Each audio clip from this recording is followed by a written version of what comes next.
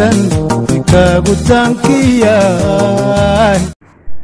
السلام عليكم ورحمة الله وبركاته. أشما أركفونك كبجمتوتا في جالتمتوتا هردفتوتا سير channel. أكم نجاح جرى جرت المان Subscribe to my channel and also press this bell icon. الحمد لله. أجا هرب برمسا جايباتك كبرديس نفتح دنجرا إن نسمع نيوجتن وأبليكيشن أنا هرب كبرديس نفتح ديركوني security بالبلا كينياتين كوال كبتو جالا. أجا أبليكيشن كنا faayidaan isaa fakkeenyaaf amma bakka hin taane takka yoo jiraanne bakka hin taane takka yoo jiraanne charges irra kaa'annee ta'u takkaan immoo huma fedha ta'u jechaadha. Bilbila keenya akkamitti nuuf eeguu danda'a nu irratti sababi ta'e jechaadha. Akkana jechaaf fakkeenyaaf ibsaarra jiraanne ibsaarra akkan kaane yoo barbaanne jechaadha bilbili keenya suni yeroo ibsaarra namni kaase suni akkaataa ittiin nu waamuu danda'ucha bilbili keenya sunni iyyaa yeroo iyyeemmoo nuti yoo dhihoo jiraanne haala saniin qaqqabuu dandeenya jechaadha waan hin feene sanirraati. Akkasuma immoo bilbila keessan ofum bukkee keessanii bakka akka rakkinni jirutti yoo nama keessa faa jiraattanii bakka sanatti immoo yoo waa shakkitan ta'e bakka keessa sanii yeroo haala sin dagatanii taniin yeroo namni sun bilbila sin jalaa kaasu akkamitti bilbilli keessa sun yeroo namni tuqu akkamitti akka iyyu kanammoo isin ofumaa keessanii godhatan jechaadha. Sa'aa waa dareemtu san yoo waa shakkitan sa'aa san bilbila keessan irratti hidhatanii jechaadha bakka hundatti miti yaani yeroo aappiidhuun kana gadi buufattaniif namni biraa tuqeef hin iyyu jechaadha. yeroof barbaadan irra kaatan isin yeroo barbaadan immoo irraa kaasan malee bilbila keessan namni biraa tuqeef hin iyyu. Sa'aa bakka isin waa shakkitanitti bilbila sana ofumaa keessan isin irra kaatanii saniin booda akka ajaa'ibaatti isin dalagaa. Egaa mee kana walii ilaalla isin dheeressa oduudha. Saniifuu gama barumsa keenyaan isin dabarsaa isinummaan share like subscribe gochuun waliin turaan isin jedha. Gamanuma warroonni maatii sel channelitti dabalamin subscribe gochuudhaan maatii keenyatti makamaan isin jedha. Amma gamanumaan gama barumsa keenyaa isin dabarsaa. Applicationaan har'a qabadhee isiniif dhiyaadheera kuni isa kananini description box link jalqabaarra isiniif kaan isin jedha. Akkasuma Play Store irrattis inni argattanii jechaadha. Amma irratti sheennaa jechaadha. Egaa haala kanaan irratti sheennee kaaneen booda mee walumaa laallaa ni banaan eegganna jechaadha.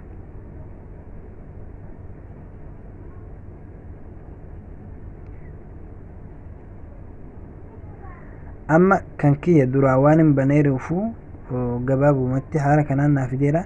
Yaani inni keessan immoo akka itti isinii fiduuf danda'u emailii isin gaafata. Yeroo emailii isin gaafatan san emailuma bilbila keessan irraa jiru fedhee ka Facebook haa ta'u fedhee kanum Google haa ta'u kan fedhe emailuma takka irratti dhoytanii egaa dhoytanii kaataniin booda aramatti isin fidaa asirgaa isin fidaniin booda okay jettanii ni isheentanii jechaadha. Egaa haala kanaan isheentanii kaataniin booda amma fakkeenyaaf kuni ka shaarjiiti kun immoo ka bilbila keenya yeroo keenya yoo namni sun nama yoo nu bukkee kaasu iyyee kan nu dhageessuu danda'u kun immoo yeroo kiisii keenyatti naqannu kan jedhu garummoon kunii fi kun wal fakkaataadhanni maali yoo jennu kana inni kun nami fakkeenyaaf kiis keenyatti naqannee deemuunii fi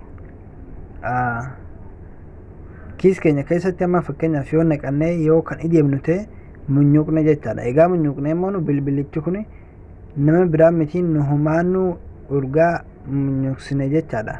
Urgaa deemnee ni munyuuqa miti namigaa. Egaa munyuuqa ni o'a jechaadha.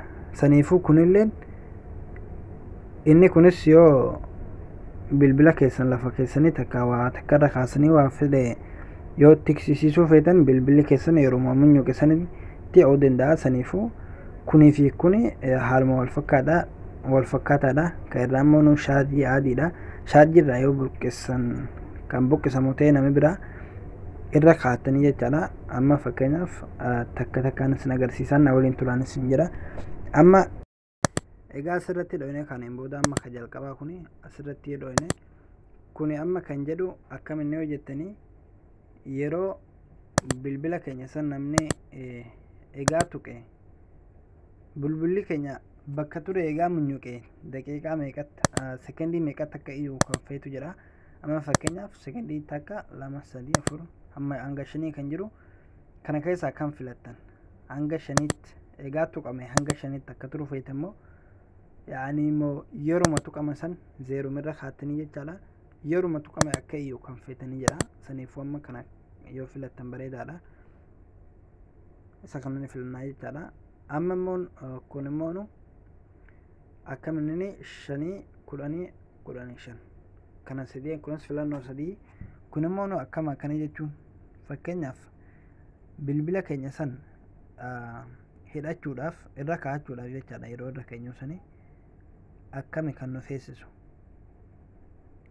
hanga hidhatu sanitti fakkeenyaaf 15 irraa hamma tokkotti gadi lakkaa'ee hidhatu immoo 10 irraa hanga tokko immoo 5 hanga tokko isa jedhu kan filattanii suni wayituma sekenduma xiqqoo keessa yoo hidhamu bareedaadha. Amma fakkeenyaaf kanarratti ni hidhanaa jechaadha. Sun immoo nu fedha keessan irratti kan hundaa'u ayee kanarratti sodduma hidhataa jechaadha.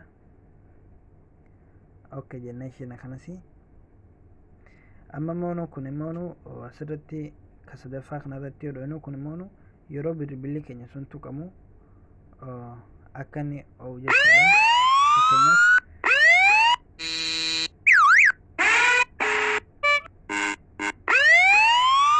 kana haala kanaan filattanii isin jira. Ka sadaffaa kun kana fakkaata. Ka afuraffaa immoo inni kun immoo kunoo haala kanaan kun immoo paaspoortii jechaadha. Amma kana dura waan hidheeruuf malee kunoo haala kana egaa haala kanaan isin fida. Haala kana yeroo isin fidu isin ka barbaadanii piinis ta'us ka barbaadanii hidhatanii jechaadha. Amma fakkeenyaaf kanumaan hidheera. Asirratti egaa dhoytanii kaataniin booda inni hidhatanii jechaadha. Haala kanaan ka barbaadan itti galchitanii jechaadha. Yeroo bilbilli keessa sun tuqamu sun abbaan fedhe jechaadha. Yoo tuquu jechaadha. Yoo kood san beekee irraa hiike malee gadi qabuu hin danda'u ol qabuu hin danda'u kalaas. Ammas immoo irratti dhoynee inni ilaalaa jechaadha. Amma fakkeenyaaf ka amma yeroo bilbila keenya lafa keenya yoo namni minyuusu Hey there, subscribe to my channel and also press this bell icon. Shanirraa kaasuu suni amma shanirraa kaasee kan lakkaa'u jiru shanirraa kaasee gadi lakkaa'ee haala kana fixa jechaadha. Amma haala kanaan jira bilbila keenya xiqquma takka yoo minyuusu hin hawaa jechaadha. Kun haala kanaan jechaadha. Haala kanaan itti galchineerra jechaadha. Egaa haala kanaan itti galchineen booda kana fakkaata. Beeksisni kana immoo isin dhufu kana irratti dhoytanii jechaadha. Kilaasii taniiti. Egaa akkuma duraa isinii hime kunillee waluma fakkaataa jechaadha. Amma fakkeenyaaf kiisitti yoo naqanne namni deemu yeroo deemu munyuuquu dhiisuu saniifuu kan kana takkichuma jennaa jechaadha.